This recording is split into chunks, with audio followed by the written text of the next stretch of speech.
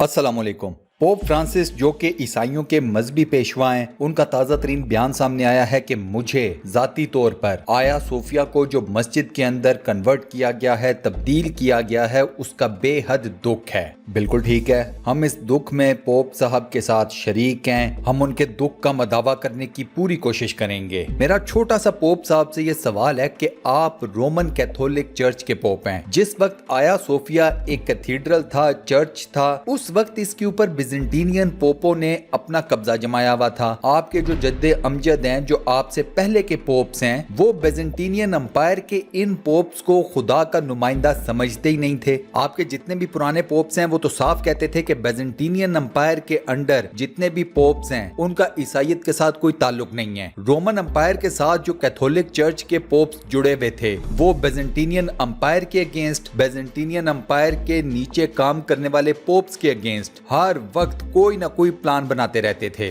उस वक्त तो आप लोग आया सोफिया की अथॉरिटी तक छीनने के चक्रों में थे। अब अचानक से आया सोफिया को मस्जिद में तब्दील किया जाता है तो आप सबके रोने शुरू हो जाते हैं। ये मुनाफिकत किसी और के सामने दिखाएं। दूसरा अहम पॉइंट, स्पेन के अंदर स्पेशली गरनाता के अंदर मल्टीपल मसाजिद को मुसलमानों से कब्जा छीनने के बाद गिरजा घरों या चर्चिस के अंदर तब्दील कर दिया गया। उस वक्त तो कोई नहीं बोला। आज भी स्पेन के अंदर कई मसाजिद ऐसी हैं जिनको गिरजा घरों या चर्चिस के अंदर तब्दील कर दिया गया है। उनके बारे में कोई नहीं रोता, उनके बारे में कोई सवाल नहीं कर सकता। इसराइल के अंदर जो पुरानी मसाजिद थी उनको नाउजुबिल्लाह मिन जालिक शराब खानों में कन्वर्ट किया गया है। यहाँ पर किसी इंसान की तौहीन नहीं हुई, किसी मुसलमान की तौहीन नहीं फील होती आप लोगों को। आया सोफिया को मस्जिद में क्या तब्दील किया, ऐसे लगता है पूरी दुनिया का जैसे निजाम लपेट दिया गया है। सबसे पहले रशिया में से लोग उठते हैं, वो कहते हैं ये गलत हुआ है। उसके बाद इसराइल के अखबारात तो डेली बेसिस के ऊपर कोई ना कोई आर्टिकल छाप रहे हैं आया सोफिया से रिलेटेड। इसराइल के अखबारात तो इस बात पर भी गुस्सा खाकर बैठे हुए हैं कि आया सोफिया को मस्जिद के अंदर तब्दील कर दिया गया और इसके ऊपर सदर डोनाल्ड ट्रंप का अभी तक कोई बयान नहीं सामने आया। वो कहते हैं व्हाई ट्रंप इज साइलेंट।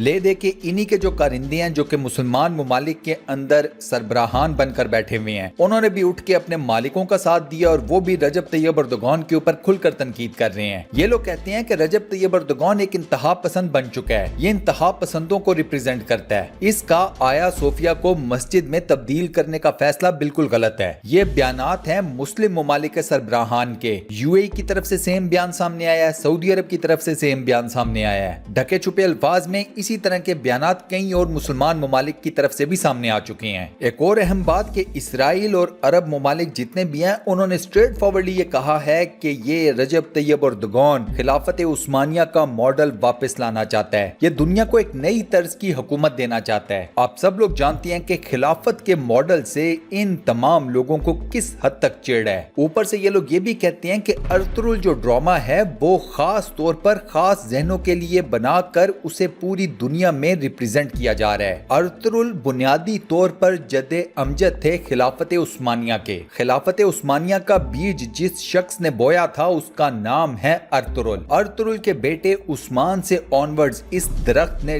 जड़ पकड़नी शुरू की थी। इसी वजह से उस्मान से आगे जो एम्पायर बनी है उसे ऑटोमन एम्पायर कहा जाता है। इंग्लिश में उस्मान को ऑटोमन कहा जाता है। अब ये जितने भी इस्लाम के दुश्मन हैं, खां वो काफिर हैं या फिर मुसलमान हैं जो कि मुनाफिक हैं, इन लोगों ने प्लान ये किया है कि तुर्की को इकोनॉमिकली तबाह करो। इन लोगों का प्लान ये है कि तुर्की को एक इंतहा पसंद रियासत डिक्लेयर करो, रजब तैयब अर्दोगान को एक इंतहा पसंद लीडर डिक्लेयर करो, तुर्की की तरफ जितनी भी टूरिज्म जाती है उस टूरिज्म को कम करो। तुर्की अपने सालाना रेवेन्यू का एक बहुत बड़ा हिस्सा टूरिज्म से कमाता है। इसके अलावा इनका प्लान ये है कि इन लोगों ने जितनी भी वहां पर कंपनीज खोली हुई हैं उन कंपनीज को भी बंद किया जाए। पूरी दुनिया में रजब तैयब अर्दोगान और तुर्की के खिलाफ मुनज़्ज़म तौर पर मुजाहिरे करवाए जाएंगे। इन लोगों ने पूरी दुनिया का मीडिया इस्तेमाल करना है और पूरी दुनिया का मीडिया यूटिलाइज करके अवाम नास के सामने यही इंप्रेशन क्रिएट करना है कि रजब तैयब अर्दोगान और तुर्की ईसाइयों के सबसे बड़े दुश्मन हैं। पाकिस्तानी अवाम ने तो अपना स्टैंड क्लियर कर दिया है, वो तुर्की के साथ खड़े हैं, रजब तैयब अर्दोगान के साथ खड़े हैं। डिपेंड ये करता है कि पाकिस्तान की जो रियासत है वो क्या स्टैंड लेती है। वीडियो के आखिर में दोस्तों यही आप लोगों से सवाल करूंगा कि क्या रियासत पाकिस्तान भी तुर्की का साथ देगी